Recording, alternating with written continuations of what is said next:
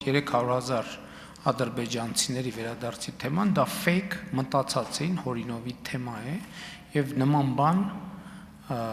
չի եղել, չկա եւ չի լինելու։ Փաշինյանի այս հայտարարությունից ժամեր անց Նախիջևանի Օրդուբադ քաղաքում մեկնարկեց վերադարձ դեպի Արևմտյան Ադրբեջան կոչվող երրորդ փառատոն համաժողովը։ Կազմակերպիչներն ու մասնակիցները խոսում են օր առաջ Հայաստան լցվելու իրենց անհագուրց ցանկության մասին։ Նրանցից մեկը Արիֆա Ահամադլին է, որն ասում է, թե իր հայրը հիմա Հայաստանում է թաղված։ Բասարքեչար ռայոնի Սարյագուբ կյանն։ Հայրիկիս գերեզմանը Բասարգեչարի շրջանի Սարյագուբ գյուղում է, քանի որ մեր հարգարժան նախագահը համաշխարհային քաղաքական գործիչների առջև ճիշտ է ներկայացնում Ադրբեջանի իրավունքները, արևմտյան ադրբեջանցիների իղձերին ու ցանկություններին համահունչ, մենք անպայման վերադառնալու ենք այդ հողեր։ Արիֆան փառատոնը կազմակերպելու համար շնորհակալություն է հայտնում Ադրբեջանի նախագահի աշխատակազմին։ Բաքուն չի էլ թաքցրել, որ զավթողական այս ծրագիրն առաջ է տանում պետական ամենաբարձր մակարդակով։ Ադրբեջանի կրթության ու գիտության նախարարն էլ ասել է, որ արևմտյան Ադրբեջանի թեման ունի ռազմավարական նշանակություն, քանի որ այդ հարցը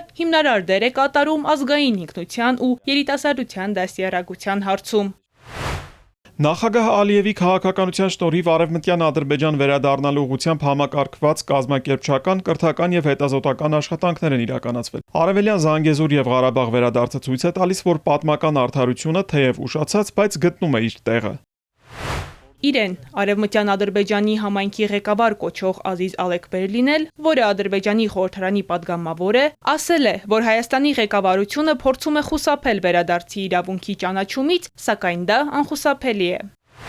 Ինչպես ընդգծել է մեր նախագահը, մենք ցանկանում ենք խաղաղ ճանապարհով վերադառնալ մեր հայրենիք, չենք ցանկանում տարածաշրջանում եւս մեկ պատերազմ։ Մյուս կողմը նույնպես պետք է ճիշտ գնահատի մեր այս խաղաղ դիրքորոշումը եւ այն ընդունի ոչ թե որպես թուլություն, այլ որպես խաղաղության եւ համագործակցության կամքի դրսեւորում։ Հայաստանը հասկանալով այս իրականությունը պետք է համաձայնի արևմտյան ադրբեջանցիների անվտանգ, առանապատիվ եւ խաղաղ վերադարձին իրենց հայրենի հողեր եւ պետք է նպաստի դրա ապահովմանը։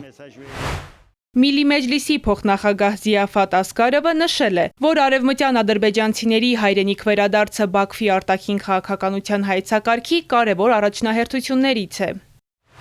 Արևմտյան Ադրբեջան վերադառնալու հարցը չի ենթադրում որևէ տարածքային պահանջ։ Ադրբեջան-Հայաստան խաղաղության գործընթացի հաջող ավարտը կարող է ապագայում մարդկանց հնարավորություն տալ վերադառնալ իրենց հայրենիք եւ տարածաշրջանում ստեղծել խաղաղ համակեցություն։ Նախիջևանից իր ենթակաների միջոցով Հայաստանի ղեկավարությանն ուղղված հորդորներին զուգահեռ Ալիևը Բաքվում անցկացվող Իսլամական զարգացման բանկի հավաքն էր վերածել հակահայկական քարոզչության հարթակի, հայտարարելով, թե երբեք չեն մոռանա հայկական օկուպացիան։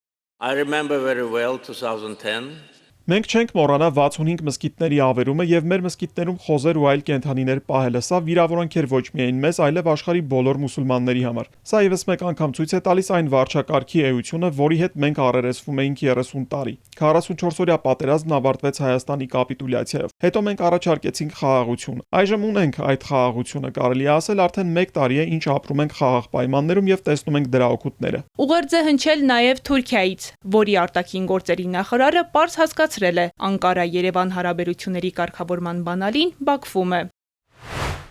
Հարաբերությունների կարգավորման ուղղությամբ կարևոր քայլեր արդեն արվել են թե Հայաստանի, թե Թուրքիայի կողմից։ Մենք բացել ենք ուղիղ օդային հաղորդակցությունը եւ հիմքեր ստեղծել առևտրի համար։ Սակայն նոր փուլում անելիքներն ակնհայտ են։ Մենք պատրաստ ենք լիարժեք կարգավորման միայն այն ժամանակ, երբ դրա համար համապատասխան պայմաններ ստեղծվեն։